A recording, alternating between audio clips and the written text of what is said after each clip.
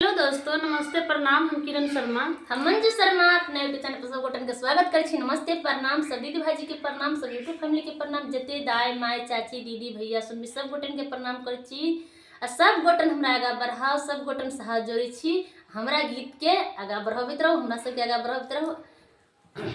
और हम दोनों देवरानी जेठानी जा रहल छी फिर से एटा समधी गाड़ी गीत सुनाव। बहुत प्यारा सा गाड़ी गीत है, यहाँ सब जरूर सुनाव, कमेंट करके जरूर बताएब। और देखियो समधी बहिन नहीं बिका रहल छे त कते कनी छथिन। और हमरा भैया के दया आबि जाय छथिन त की करथिन। कॉलेज में पढ़ते रहथिन त उनका बहिन के खरीद पड़े छे। कि अहाँ सब पूरा गीत के सुनबे त जरूर समझ पेबे। एकदम बहुत नीक गीत छे, जरूर अहाँ सब सुनब लास्ट तक गीत के।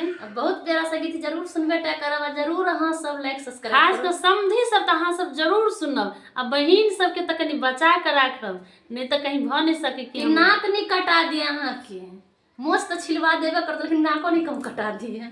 आ खास कर त अहाँ समधी सब जइए जाए छी त बहिन के कनी बचा के ल के जाब, नहीं तो बहुत आगा जाके अहाँ सब के बेइज्जती हैत। समधी साले बहिन बेचैया, समधी भरुआ बहिन बेचैया, समधी भरुआ बहिन बेचैया, कोई ना लैया मोल, कोई घन्नर घन्नर बोल। समधी भरुआ बहिन बेचैया, समधी भरुआ बहिन बेचैया, कोई ना लैया मोल, कोयली घन्नर घन्नर बोल। कान लागल समधी साला, कान लागल समधी साला, गमछा से पोछैलो रे, कोयली घन्नर घन्नर बोल। कान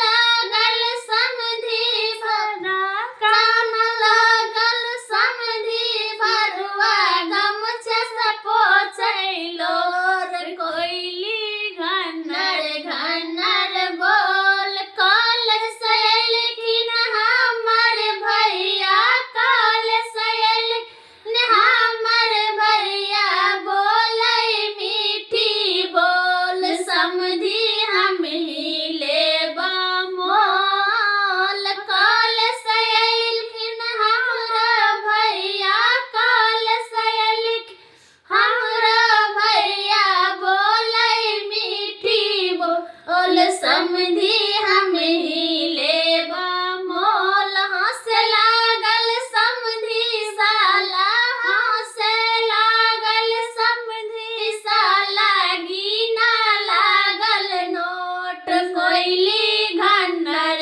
घन्नर बोल। हंसे लागल समधी भरुआ, हंसे लागल समधी भरुआ, गोइने लागल नोट, कोयली घन्नर घन्नर बोल। समधी निर्लज रहे छी कि नहीं तै लकर समधी साला फुआ बेचैया, समधी साला फुआ बेचैया, कोई ना लैया मोल, कोयली घन्नर घन्नर बोल। समधी साला फुआ बेचैया, समधी साला फुआ बेचैया, कोई ना लैया मोल, कोयली घन्नर घन्नर बोल। का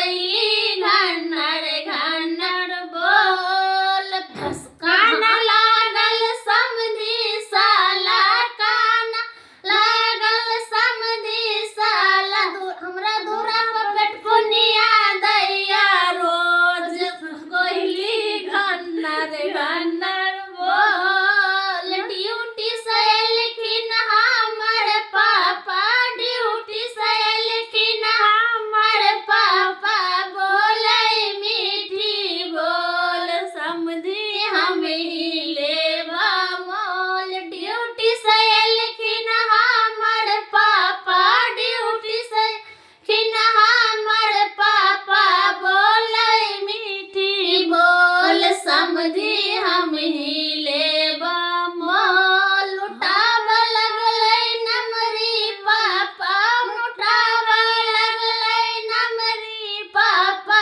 समधी बनल चोर कोयली घनर घनर बोल लुटाब लगलै नमरी परसौआ लुटाब लगलै नमरी परसौआ समधी साले चोर कोयली घनर घनर बोल। सार समधी बेच कर रहो।